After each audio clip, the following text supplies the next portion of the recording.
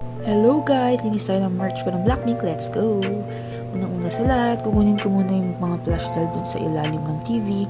Isa-isa ko yung lilinisan from taas hanggang baba. Disinfect natin yan with alcohol.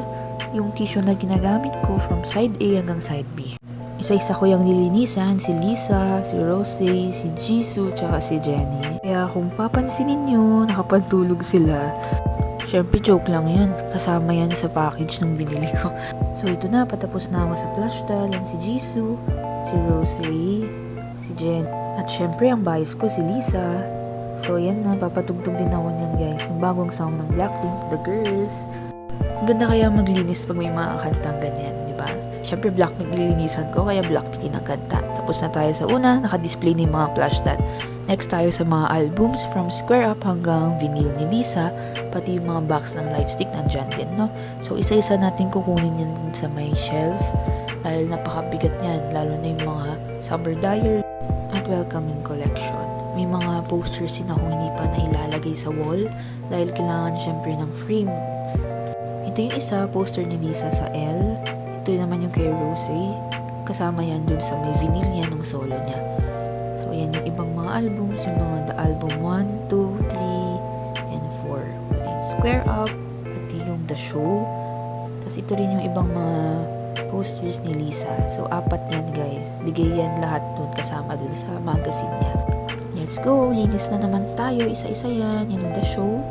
Yan yung Square Up, black and pink version. Easy-easy lang tayong maglinis ng mga yan isa-isa. Mahirap na baka magkaroon ng mga marks dun sa album, di ba? Ito yung mismong The Album na literal ang pangalan nila. 1, 2, 3, and 4 kasabay din ang pagtugtog ng Forever Young. Yan ang gusto kong kanta ng Blackpink guys, di ba? Next tayo sa How You Like That. Maganda yung cover niya kasi may mga nakatakip dun mismo dun sa front and back.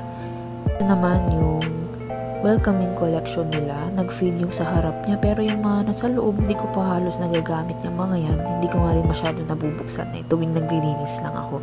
Ito naman yung 2021 Seasons Greetings. Katulad din ng Summer Diary. Hindi ko rin ginagalaw yung mga nasa loob niyan. Kaya kung papansinin nyo, nakaseal pa yung mga nasa loob. Itong isa, Summer Diary naman ito guys. Itong hawak ko, pwede yata sa mga mask. Dahil kung naalala nyo, di ba, pandemic nung time na yun. So, next na tayo. Doon tayo sa Blackpink Monopoly collaboration. Ito, dinidisplay ko lang talaga. Hindi ko nilalaro at pinapalaro dahil ayoko pong masiray na sa loob niya o kahit madumihan man lang dahil napakamahal din. Diyos ko. So, yan na. Yan na yung last kay Rosé Vinyl. Hindi ko na masyado pinunasan kasi malinis pa naman. Kung mapapansin nyo guys, ayan na ako kalahati ng katawan ko, nakikita nyo. Mataas kasi yung sa may shelf, kaya kailangan ko talagang pumatong sa kama. Isa-isa ko na yan binabalik dun sa dati nilang pwesto. Napatugtog ko ulit yung solo ni Jennie para ma-hype na naman ako, diba? So, ganyan lang po yung routine ko sa tuwing ilinisan ko yung mga album. Isa-isa yan, ibababa isa-isa ng ibabalik sa mga pwesto nila. So, makikita nyo naman sa mga posters, diba? 4 sila, pero syempre alam nyo kung sinong bias ko talaga. Okay, tapos na yung unang-unang shelf na nilinisan. Balik na pati yung mga posters sa taas. Sunod naman natin yung katabi niyang shelf din, no? So, ayan, isa-isa ko na namang ibababa. Yung mga photobook ni Jennie, limited photobook din ng Blackpink. Meron yung isang album dyan ng Twice, si Sana, yung photobook din niya. Tapos ito din yung mga box na pinaglagyan ng Lightstick 1, tsaka Lightstick 2. Tsaka Oreo Blackpink collaboration and La Lisa Vinyl. Yung mga nakita yung mga cans guys, ito yung mga benta ng Pepsi noon, yung nag-collab din sila ng Blackpink. Yung mga may mukha sila sa harap, yung kukolektahin mo. Anyways, ito si Rosé, ito yung album niya ng solo niya. Ito yung limited edition na sinasabi ko. Buti na lang nagbalik ng stock ang YG dahil hindi ko rin talaga naabutan to. So, ito na linis-linis ulit. Ito yung photobook ni Jennie na solo.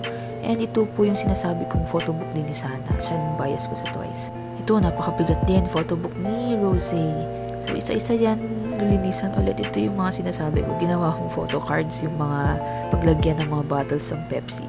Ito guys, freebie yan ng isa sa mga shop na pinagbilhan ko. Ganda, diba? So, ito naman yung mga nasa album. Nilabas ko, pinang-display ko, pero inalis ko din lang. Or yung Blackpink collaboration ng susunod. napakaganda ng box niya. Pero nasa loob na lang, paglagyan ng mga photo cards. Yan yung mga nakuha kong photo cards and mga collection ko ngayon. O, diba?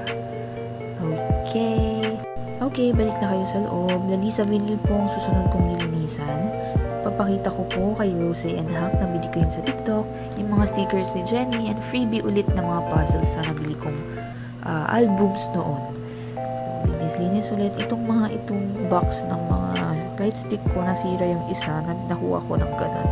So, ayan na, balik-balik na isa-isa. Napakabigat ng mga sa shelf na yan. So, nakakatakot ako, baka bigla na lang bumagsak sa akin pag matutulog ako.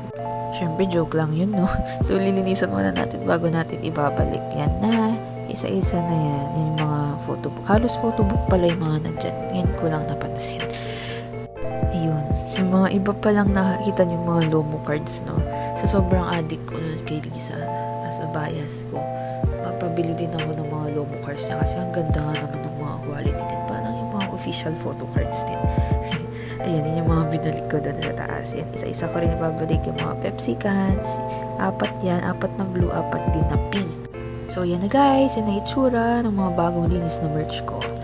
Ayan. So, yan din, Blackpink in my area. Yung naka-paperbacking sa Starbucks yan, and yung light stick ko. Ito naman guys, yung ibang display ko. Like and subscribe guys. Maraming salamat. Bye-bye!